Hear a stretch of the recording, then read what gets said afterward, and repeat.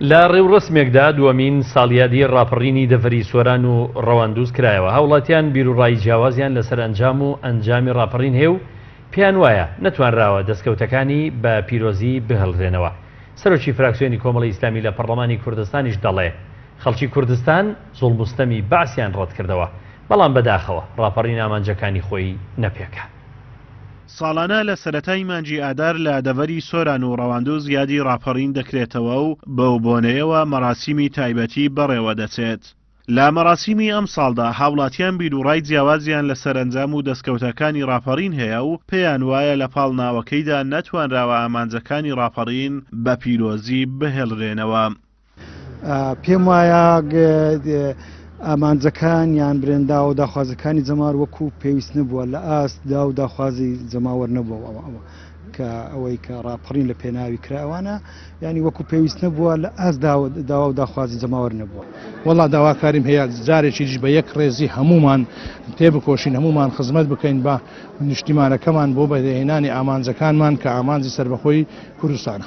ئامانجەکانی ڕاپەڕین یەکجار زۆرن، بەڵام بەداخەوە هەتاکو ئێستا ئامانجەکان وەکو خۆی نایتۆدی. داواکارم لەو یادەدا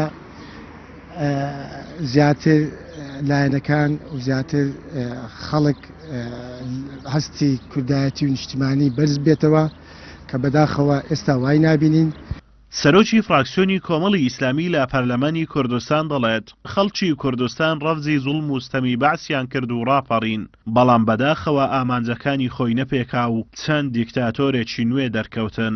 بەداخەوە دەڵێم ئەو خەڵکەی کە ڕاپەڕینی کرد بۆ ئەوی ڕاپەڕین نەکرد بوو کە کۆمەڵە دیکتاتۆر و کۆمەڵە ستەمکارێکی دیکە دروست بن لەسەر پێستی میلەتی کورد و قۆرغی دەسەڵات بکەن و خەڵک برسی بکەن و خزمەتگوزاریەکانیان لە ئاستی چاوەڕوانکراودا نەبێتن، نەک ئامانجەکانی ڕاپەڕین نهاتوونەدی، بەڵکو گێستا ئیستفتایەک بکەیت لە ناو خەڵکی هەرێمی کوردستان خەڵکێکی زۆر لەوانەیە پەشیمان بێتن لەو ڕاپەڕینی کە کردوویەتی. هەرچەندە ئێمە وەکو خۆمان دەڵێم ناکرێت بە هیچ شێوەیەک بڵێن پەشیمان بین لەو ڕاپەڕینێکە کراوە، بەڵام بەڕاستی ینی سیاسەتمەدارانی هەرێمی کوردستان و دەسەڵاتدارانی هەرێمی کوردستان بەتایبەتی ئەوانەی کە ئەمڕۆ هێز و دەسەڵاتیان بەدەستەوە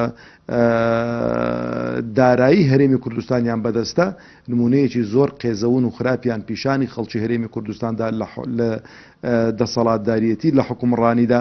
جێگەی ئاماژەیە لە ڕۆژانی نۆدەی ئاداری ساڵی 1991 لە درێژەی ڕاپەڕینی جەماوەری کوردستان هاوڵاتیانی هەردوو قەزای ڕەواندوز و سۆران لە ڕژێمی دیکتاتۆری بەعس ڕاپەڕین و بە یەکجاری لە ڕژێم پاچیان کردەوە. ئازادۆمەراوەی کەناڵی ئاسمانی پەیام، دەڤەری سۆران.